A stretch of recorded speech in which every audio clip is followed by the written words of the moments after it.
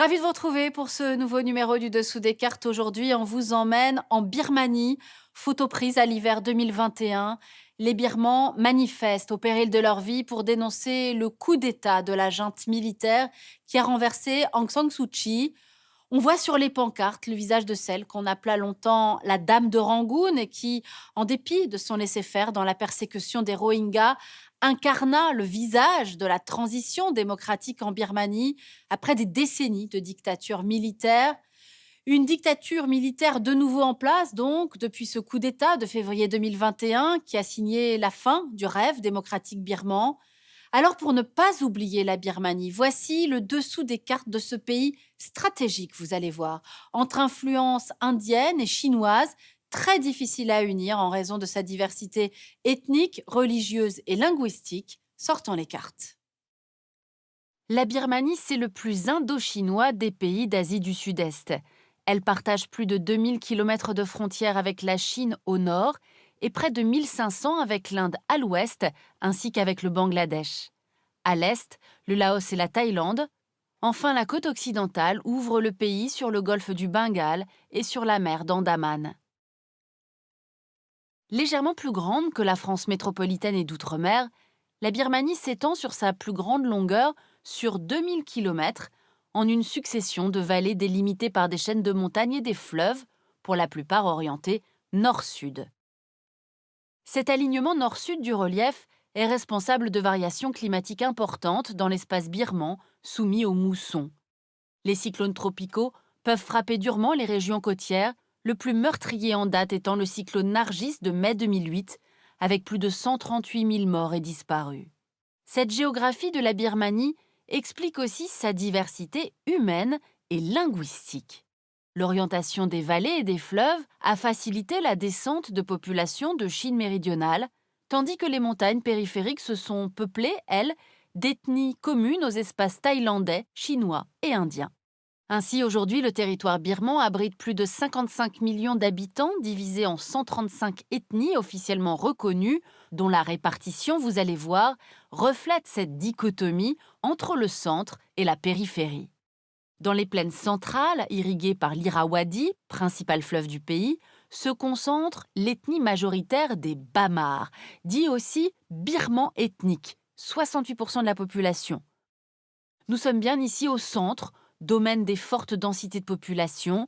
C'est là que l'on trouve les principaux pôles de développement industriel et les aires urbaines les plus importantes, dont Naypyidaw, la nouvelle capitale, qui a remplacé Rangoon en 2005. Les périphéries, à présent. Elles abritent les minorités ethniques, parmi lesquelles les Shan, à l'est, les Karen et les Mon, au sud-est, les Kachin au nord et les Shin à l'ouest. C'est aussi la zone où l'on trouve les grandes richesses naturelles du pays, minéraux, pierres précieuses et bois. Dans les confins montagneux, parfois difficiles à atteindre et marqués par de faibles densités, vivent des populations tribales, en majorité animistes, parfois bouddhistes ou chrétiennes. Cette diversité religieuse est un élément important en Birmanie. Si près de 90% de la population est bouddhiste, les chrétiens représentent 4%, les musulmans, dont les Rohingyas, on y reviendra, 4%, et les animistes, 1%. Cette répartition de la Birmanie entre centre et périphérie nous montre une société traversée par trois grandes lignes de fracture.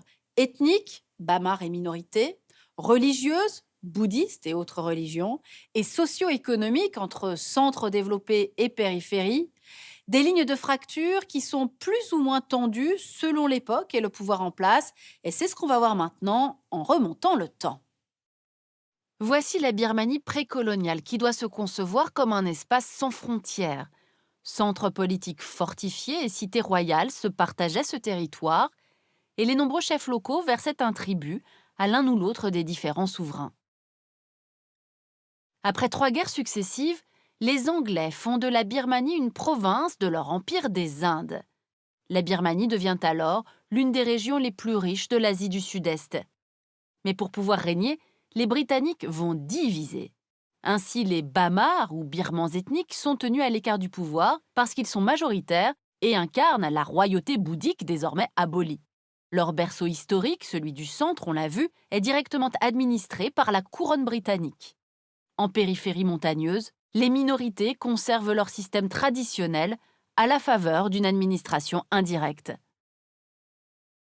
L'indépendance, signée en 1947 par Aung San, marque un nouveau basculement du rapport de force au profit des Bamars, notamment dans l'armée ou au Parlement.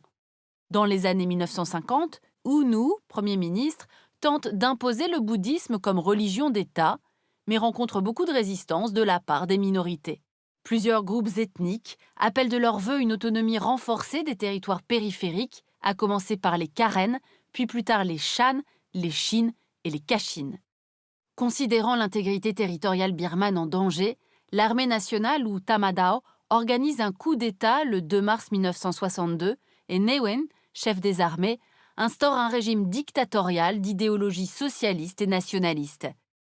Il opère dès lors une politique de birmanisation et de défense de l'unité nationale par la centralisation des pouvoirs et l'imposition du birman comme langue d'enseignement. Les nationalisations massives et l'isolationnisme volontaire vont ralentir durablement la croissance économique du pays. En 1988, une révolte populaire violemment réprimée force pourtant Ne Win à démissionner et contraint le régime militaire à progressivement ouvrir et libéraliser le pays.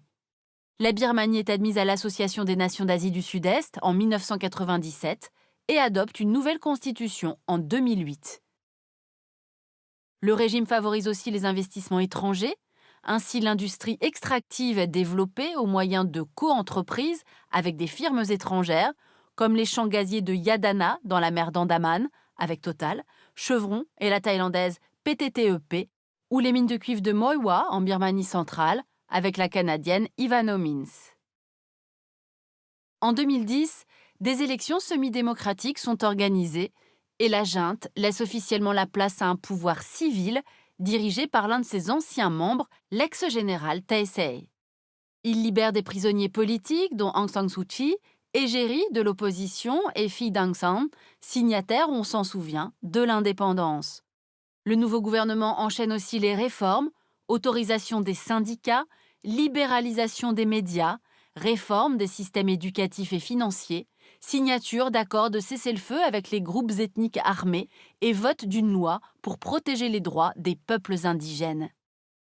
En 2015, les élections voient la victoire de la Ligue nationale pour la démocratie et Tin Chaw devient président, mais en réalité c'est Aung San Suu Kyi la véritable dirigeante du pays sous le titre de conseillère d'État. Les réformes se poursuivent en matière de lutte anticorruption, d'éducation et de santé, ainsi que le processus de paix avec les minorités. Pourtant, de nombreux obstacles se dressent face à ce processus de démocratisation. La puissance de la Tatmadaw, d'une part, véritable État dans l'État, avec des ramifications dans les secteurs politiques, sociaux et financiers, et la corruption qui l'accompagne. D'autre part, la Constitution de 2008, qui accorde à l'armée le quart des sièges aux assemblées nationales et régionales, et les 3 ministères de l'Intérieur, de la Défense et des territoires frontaliers. De plus, cette constitution ne permet pas la transition vers un système fédéral souhaité par les minorités et empêche donc le règlement de la question ethnique. Ainsi, on se souvient de la violente répression militaire en 2016-2017 qui provoque la fuite de plus de 700 000 Rohingyas, des musulmans de l'Arakan, vers le Bangladesh. Malgré ces difficultés, la LND est plébiscitée par 82% des électeurs en novembre 2020. Sauf que le 1er février 2021, la Tatmadaw organise un coup d'État. C'est un véritable coup d'arrêt aux transformations en cours, de forts mouvements de désobéissance civile se mettent en place et sont violemment réprimés. Une résistance en exil, composée des députés élus en 2020, soutient comme elle peut grévistes, activistes et groupes ethniques armés, dont les combats avec la Tatmadaw s'intensifient notamment dans les États Karen et Kachin.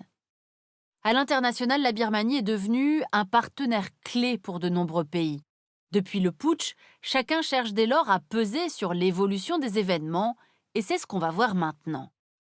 D'ordinaire très neutre, l'ASEAN a pris la mesure exceptionnelle en octobre 2021 d'exclure la Birmanie des généraux de son sommet.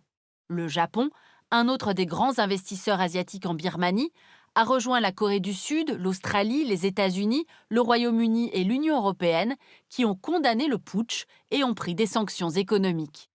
La Chine et la Russie, quant à elles, forment un autre front à l'ONU et empêchent, elles, toute condamnation de la Tatmadaw au Conseil de sécurité. La Russie soutient l'armée birmane, car elle négocie des projets économiques et de vente d'armes.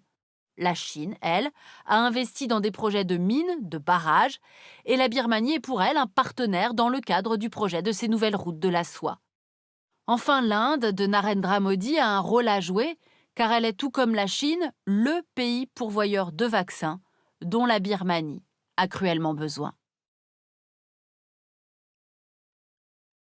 Voilà pour ce voyage en Birmanie, pays stratégique, on l'aura compris, d'Asie du Sud-Est, un pays dont les grandes puissances suivent avec attention l'actualité. L'Amérique de Joe Biden dit soutenir les démocrates birmans, mais sans effet réel à ce jour. La Chine de Xi Jinping est indifférente à la nature du régime birman, mais souhaite la stabilité dans ce pays stratégique pour ses investissements. La Birmanie, entre Chine et États-Unis, entre junte militaire et rêve démocratique, est donc aujourd'hui, à plus d'un titre, entre deux eaux. Nous avons préparé cette émission avec elle, la chercheuse Aurore Candier, qui a dirigé cet ouvrage aux presses de l'INALCO, Birmanie, un pays en transition. Ainsi s'achève ce nouveau numéro du Dessous des cartes. Rendez-vous bien sûr la semaine prochaine, même endroit, même heure. Et d'ici là, n'oubliez pas notre site internet arte.tv. À bientôt.